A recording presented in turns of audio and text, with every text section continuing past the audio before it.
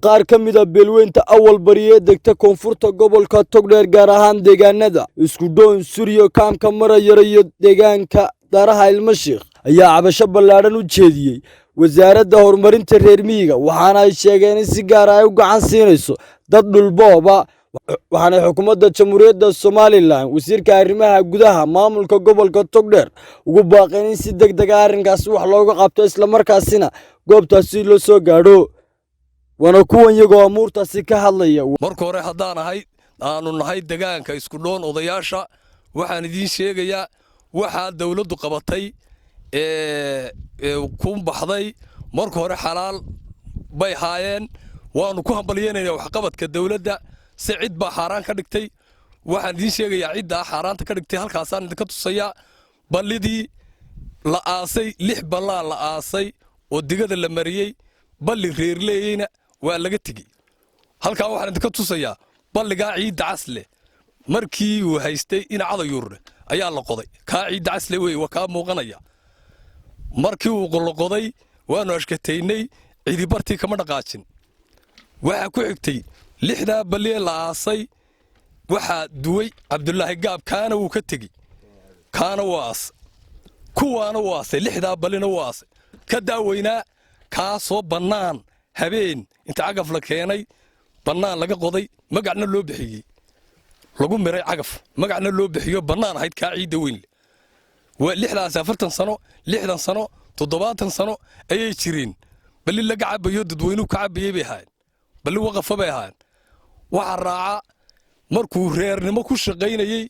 balli weyd Ismaaciil Xuseen wuu magaaleynaya Cabdullaahi Gaab wuu magaalay balli weydna qoxoontuu furay taaqeen bay ahayn waa xaraan direetiyada madaxweynaha in ballida la magaaleeyo ama qoxoonti la furo ama bannaan laga qodo wayay ku qorayd waxa weeye Cabdullaahi Gaab waa ka badna qoxoontiga furay badna magaaleynaya barkii kala daaqeenka ahaana aasaya waxaan leenahay arrinka waxaan u sheegaynaa codka u gudbinaynaa wasiirka arrimaha gudaha dawladda barasaabka ayaanu gudbinaynaa deg taliye qaybeedka arrinka waxaanu leenahay hal la eego degdeg naloo eego haddii naloo eegi waayo waa taa oo kuwa muuqanaya kuwa waa laas 40 sano qodnaayeen kaana eega ciid casle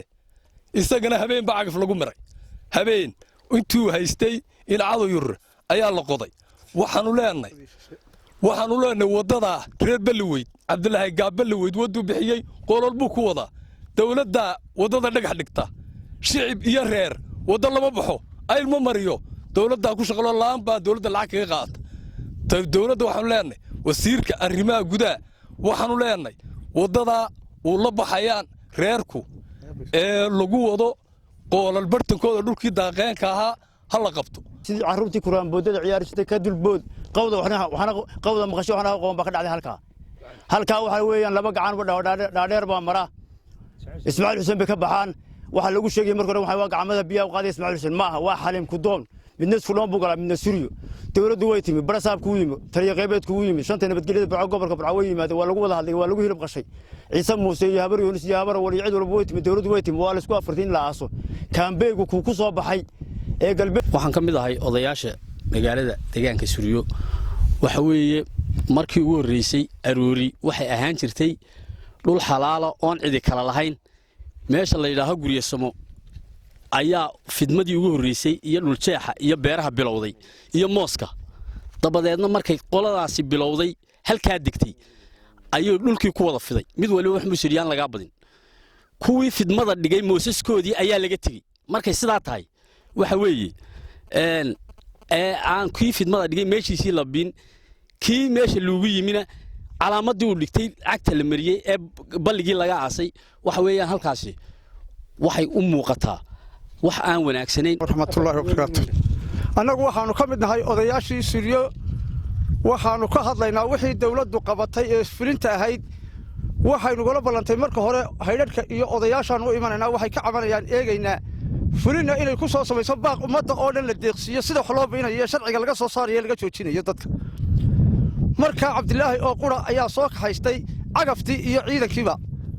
markaa ciidanka isaga isku wareejiyey cidna uma baahan wasaarad kalena cidi kamay soo raacin waxaa noogu horreeyey aroori faag la mariyo iyo boob ka dhacaa nimanka isku sheegaya guryasamo markaa intaa 15 sano dagaal iyo fooday noo ahay war joojiye baanu ahay aroori dadkii ummadii boob bay ku soo wada qaaday haddii ay boob ku soo qaaday ma wada biinaya baanu barasaabka iyo Cabdilaahi Gaab iyo ciidan dawladda ka aragnaba waraqaha ay noogu soo qoreen waa laga tagay nimankii ugu horreeyay beerahoodii dhulkii u faagnaa lama taaban waa kuwa arkaysaane sida u quruxda badan leh lama taaban dadka kale cagta la mariyay moosaskii kale waa kuwa ay baabi'iyeen ee dhulka la simeen kuwoodiina way dhisan yihiin waliba xad baa loogu daray kaloo dheeraad oo aan xaq u lahayn inaan isku ogeyn oo daaqaankii la nooga daray haddana kaabada lagu wadaa waxaanu leenahay dawladda waxaanu leenahay barasaabka taliya qaybeedka wasaaradaha dawladda wasiirka arrimaha gudaha inay si islaama oo dawladnimo ah oo sharaf leh noolo eegaan oo u yimaadaan goobahan wax ka dhaceen xaq bay u leeyihiin alaykum waraxmatullaahi wabarakaatu anigu waxaan ahay gudoomiyaha barakaca kaamka marayare halkan dawladdu waxay soo dirtay cagafyo iyo ciidamo iyo nin wata oo la ilaaha Cabdilaahi Gaab haddii ay soo dirtay dawladdu waxa ay u soo dirtay way ku maxadsantay marka hore marka labaad wixii ay dawladdu u soo dirtay waxna uu biyey waxna uu ka tagay waxa uu biyey waa wuxuu reer ka biyey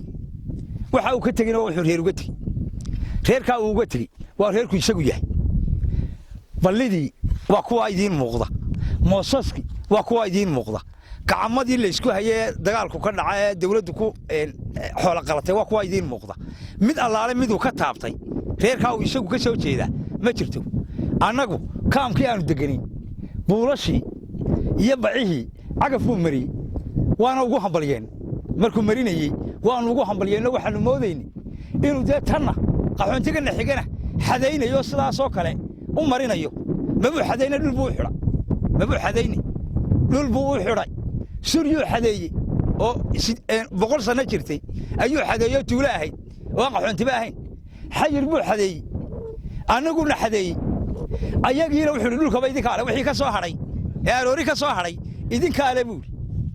taasina waa midab kala sooc waa isku dil waxaanu leenahay dawladda gobolka Togdheer u sheegin oo cidda qusayso u sheegin oo wasiirka arrimaha gudaha ugu baaqayna halka hana laga soo gaaro waxa Cabdilaahi Gaab ka qabtay ee xaaraanta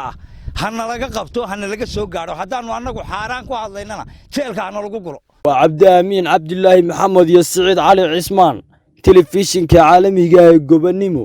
magaalada Burco xarunta gobolka Togdheer.